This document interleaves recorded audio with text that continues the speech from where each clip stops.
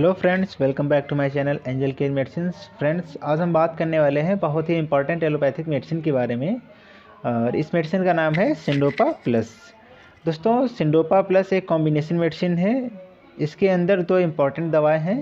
एक है levodopa 100 mg और दूसरी दवा है कार्बिडोपा 25 mg। ये कॉम्बिनेशन मिला के बनता है सिंडोपा प्लस। दोस्तों, सिंडोपा प्लस टैबलेट बहुत ही इंपॉर्टेंट रोग में काम आती है और इस बीमारी का नाम है पार्किंसन डिसीज़। दोस्तों, पार्किंसन डिसीज़ एक एल्डरली लोगों की बीमारी है, यानी बूढ़े लोगों की बीमारी है। और इस बीमारी के अंदर इस दवा का बहुत ही इंपॉर्टेंट रोल है। दोस्तों, पहले शॉर्ट में समझ लेते हैं कि पार्किंसन डिसीज़ होती क्या है, ताकि इस दवा को समझने में आसानी हो। दोस्तों, पार्किंसन डिसीज़ एक सीएनएस की बीमारी है, यानी कि सेंट्रल नर्वस सिस्टम की बीमारी है, जिसमें हमारे ब्रेन में और स्पाइनल कॉर्ड इफेक्ट हो जाते हैं। ब्रेन के अंदर और स्पाइनल के अंदर जो नर्व सेल्स होते हैं उनके अंदर डैमेज हो जाता है। और नर्व सेल्स के अंदर जो इम्पॉर्टेंट केमिकल होता है डोपामाइन, उसका जो लेवल होता है वह कम हो जाता है। नर्व सेल्स के डोपामाइन के कम हो जाने से जो लक्षण दिखते हैं वही हमें पार्किंसन डिसीज़ में भी देखने को मिलते हैं। इसमें जो मुख्य लक्षण है, इसका जो पहला लक्षण है वो है ट्रिमर्स, यानी कि कंपन। मरीज के अंदर कंपन देखने को मिलता है, जिसे हम ट्रिमर्स भी बोलते हैं। इसका दूसरा जो लक्षण होता है वो होता है रिजिडिटी, यानी कि जकड़न। उनके जो अपने हाथ पैरों का मूवमेंट होना चाहिए वो नहीं होता है। जब वो चलेंगे तो ऐसा फील होगा जैसे कोई उन्हें जकड़े हो। इसका तीसरा जो सिम्टम्स है वो है ब्रेडिकाइनेजिया, यानी पेशेंट को जो कंट्रोल होता है, यानी जब हम चलते हैं तो अपनी मांसपेशियों को हिलाते हैं, यानी वॉलंटरी मूवमेंट ऑफ मसल्स करते हैं, यानी आराम से चलते हैं, तो ये नहीं हो पाता है। उसको हम बोलते हैं bradykinesia, loss of voluntary movement of muscles. और जो चौथा लक्षण होता है वो है पॉस्चर एंड बैलेंस या पॉस्चर इंस्टेबिलिटी।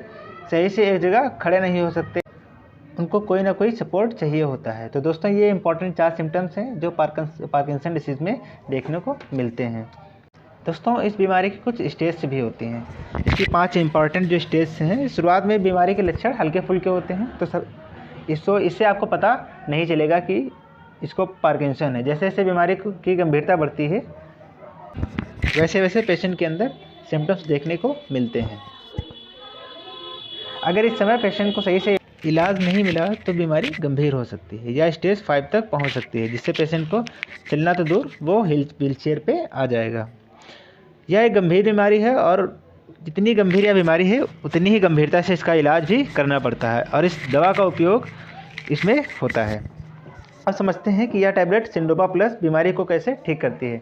तो दोस्तों, सिंडोपा प्लस के अंदर जो दवा है, तो जब पेशेंट इसको खाते हैं तो यह ब्रेन के अंदर जाके डोपामाइन बन जाता है, यानी कि ब्रेन के अंदर जो नर्व सेल्स होते हैं जिनमें डोपामाइन की कमी होती है उसको पूरा करता है।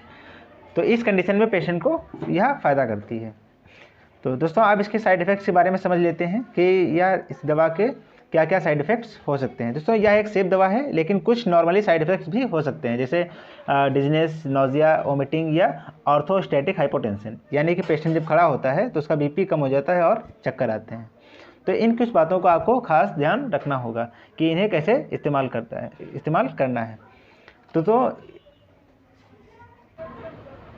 दोस्तों, इसे क्रश नहीं करना है, फोड़ना नहीं है। इसे आप हल्के पानी के साथ ले सकते हैं या हल्के खाने के साथ ले सकते हैं।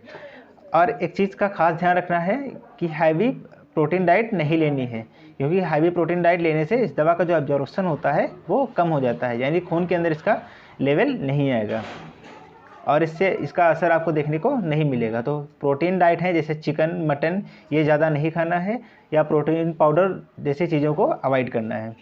इस टैबलेट को लेते समय और पदार्थ ज़्यादा फैटी फूड भी अवॉइड करना है और हल्के खाने के साथ इस टैबलेट को लेना है, ताकि इसका असर देखने को जल्दी मिले। अब बात करते हैं इसके डोजेस के बारे में। तो डोजेस के लिए आपका डॉक्टर ही बीमारी की गंभीरता को देखते हुए डिसाइड करेगा और कभी भी सेल्फ मेडिकेट नहीं करना है। और दोस्तों, एक चीज़ का खास ध्यान रखना है कि कभी भी इस दवा को सेल्फ से नहीं लेनी है, बिना डॉक्टर की कंसल्ट के, बिना डॉक्टर की सलाह के इस दवा का सेवन नहीं करना है, वरना गंभीर परिणाम देखने को मिल सकते हैं। दोस्तों, कुछ सेफ्टी एडवाइस आपको बता दे रहे हैं कि किन लोगों को यह दवा लेनी चाहिए और किन्हें नहीं लेनी चाहिए। दोस्तों अल्कोहल और ड्राइविंग करते समय इस दवा का बिल्कुल भी सेवन नहीं करना चाहिए। It's unsafe to using alcohol और ड्राइविंग। अगर आप ब्रेस्ट फीडिंग कर रहे हैं तो इसे प्रिस्क्राइब कर सकते हैं, और अगर प्रेगनेंसी है तो इसे अवॉइड करना है। अगर किडनी प्रॉब्लम है तो यह नॉर्मली सेफ़ है, और अगर लीवर प्रॉब्लम है तो please consult your physician before taking it. दोस्तों यह टैबलेट आसानी से किसी भी मेडिकल स्टोर से ले सकते हैं, और इसका कॉस्ट भी ज़्यादा नहीं है। इसका कॉस्ट अप्रॉक्स लगभग 40 रुपये के आसपास में ये आपको मिल जाएगी। तो दोस्तों वीडियो को यहीं पे ख़त्म करते हैं। तो वीडियो को लाइक कर देना, अगर चैनल पे है नए तो सब्सक्राइब कर देना, और वीडियो को शेयर करना बिल्कुल ना भूलिएगा। धन्यवाद दोस्तों।